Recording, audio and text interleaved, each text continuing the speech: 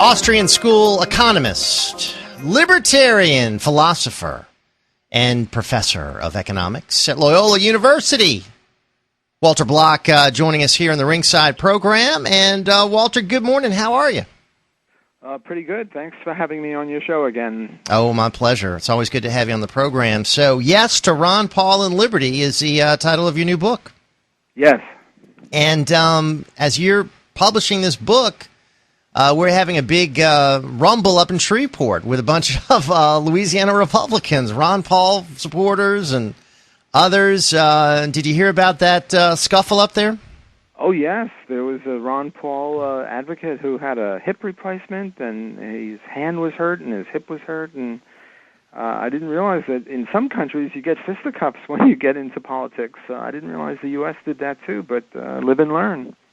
What are your thoughts about how this whole movement, the Liberty movement, the Ron Paul movement, has sort of been accepted this year? My take is that it has certainly grown since 2008 when he last ran for president. Oh, yes, it's grown by leaps and bounds. I was fortunate enough to invite Ron Paul to speak in 2009 at my school, Loyola University, New Orleans, and we had only maybe 2,000 people attend. Nowadays, when he goes to a college campus, they've got to get the football field or the basketball court or something, and he'll get 10 or 15,000 screaming kids screaming for liberty and to end the Fed and end the war. It's just gigantic now compared to what it was in 2008, and 2008 was gigantic compared to when he ran for the Libertarian Party nomination for president a few years before that. So it is growing, but doesn't seem to be a majority yet among Republicans. Are you disappointed that the nomination is going to be going to Mitt Romney? Well, we don't know that the nomination is going to Mitt Romney. You might well be right, and I wouldn't take a bet against you, but it hasn't happened yet. You know, Ron Paul was a national class track athlete in the 200 yards and the quarter mile, and there were many a time when he won the race at the end, but in the middle of it or toward the end, he was not in first place. Well, he's in second place. The Republicans started with about 12 candidates, and there are only 2 in the race, and Ron Paul is there. See, a lot of the major media, in addition to making fun of him and ignoring him, they sort of think that the delegates are apportioned on the basis of the popular vote, but that's not true. Take Iowa. He came in third in Iowa, and he's got, 23 out of 29 delegates there. Very similar in New Orleans, although in New Orleans the Republicans keep changing the rules at the last second and beating up Ron Paul supporters.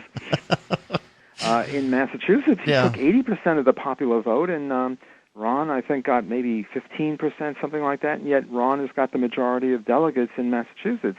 So it's not over until the fat lady sings, as they say, and the fat lady has not sung yet. So give us an update, Walter Block, on what Ron Paul is doing. I had read that he had stopped maybe officially campaigning. I mean, is he still going to events? Is he still doing speeches?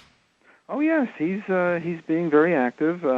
He didn't contest the California or the Texas race.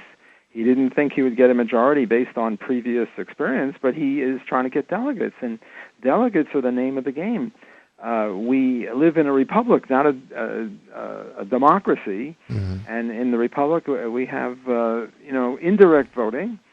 And it used to be that the senators were voted not directly as they are now, but through the state houses. And you have something similar with the delegates. And Ron Paul is trying to rack up delegates, and his people are trying to rack up delegates. Certainly the people in New Orleans, or rather Louisiana, in Shreveport have been trying to do that, but the Republicans don't play fair. Let's talk a little bit about the son, Rand Paul, and his decision, which was quite publicized to endorse Mitt Romney. Yes, well, I certainly disagree with the timing of that. Rand Paul is no libertarian. He explicitly disavows that appellation. He says he's a conservative constitutionalist or a constitutionalist conservative or something like that. He disavows libertarianism. I can't understand. I can understand perhaps endorsing Mitt Romney after Mitt Romney won, but the timing of this is just beyond me. It's his dad. Even if he's not a libertarian, you'd think he'd have some sort of loyalty to his father, and he says that his father is number one. even in his endorsement, and why he would do it on the Sean Hannity show is a bit appalling. And also, he keeps saying, well, there's so great similarities between the two families, between the two philosophies. I mean, Mitt Romney, as far as I'm concerned, is a weather vane. You don't know what he's going to stand for because he keeps changing his mind on everything.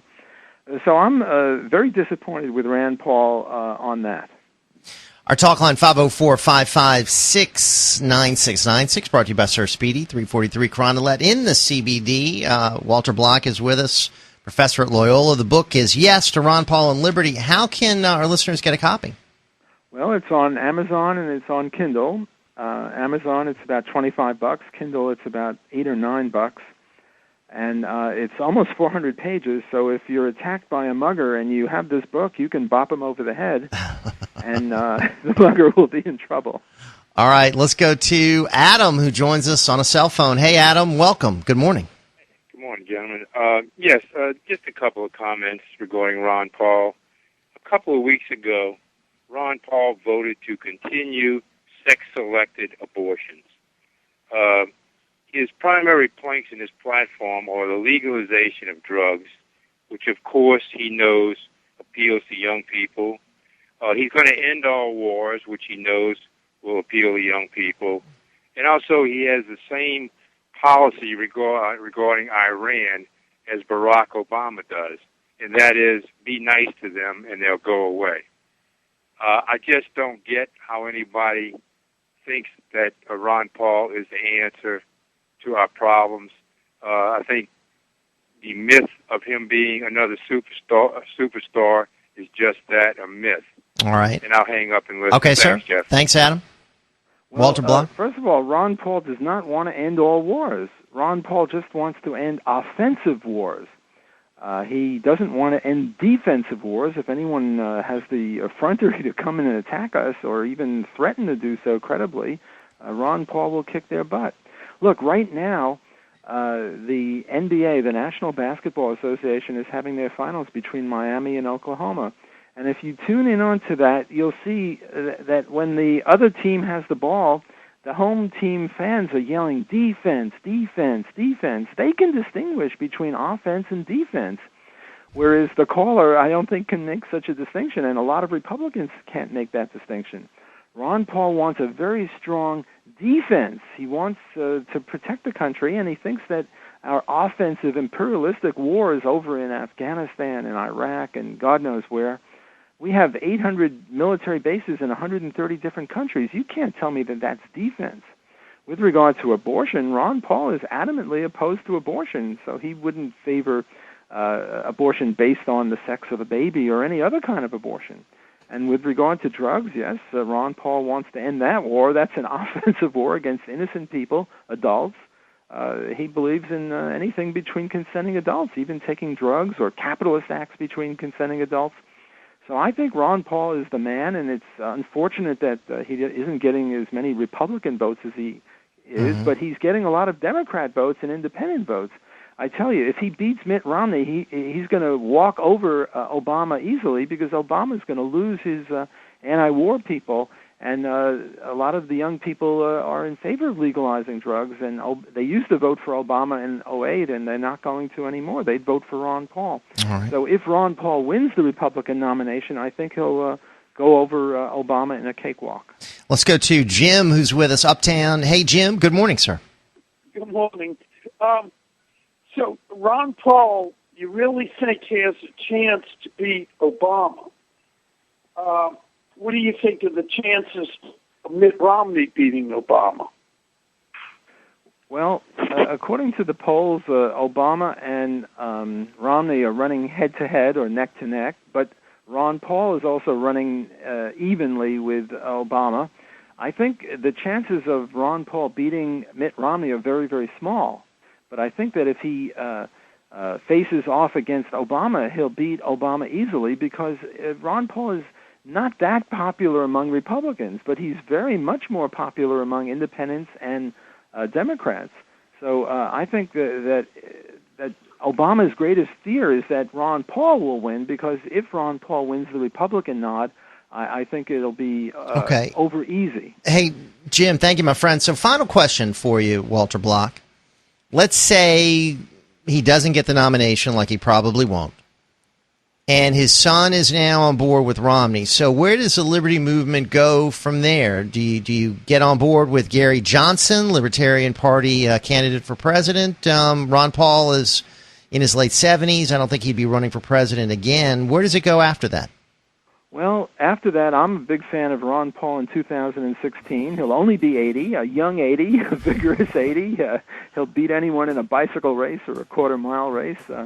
I think that the majority of Ron Paul's people go to Gary Johnson. I certainly would support Gary Johnson if it was Mitt Romney versus Obama. And if you told me you have only the choice between Obama and Romney, I would pick Obama, because I think Obama is less of a warmonger than Romney would be. Similarly, in 2008, I supported Obama over what's his name, McCain. So I think yes, Ron Paul in 2016 and Gary Johnson in 2012. All right, Walter Block joining us. Always interesting to have Walter on the program. We're going to link to a site where you get more information about what Walter Block is up to, and of course, the book should be a fascinating read. Thanks so much to everyone who joined us today. It was a lot of fun. We'll be back tomorrow to do it again. Huckabee is next on WGSO.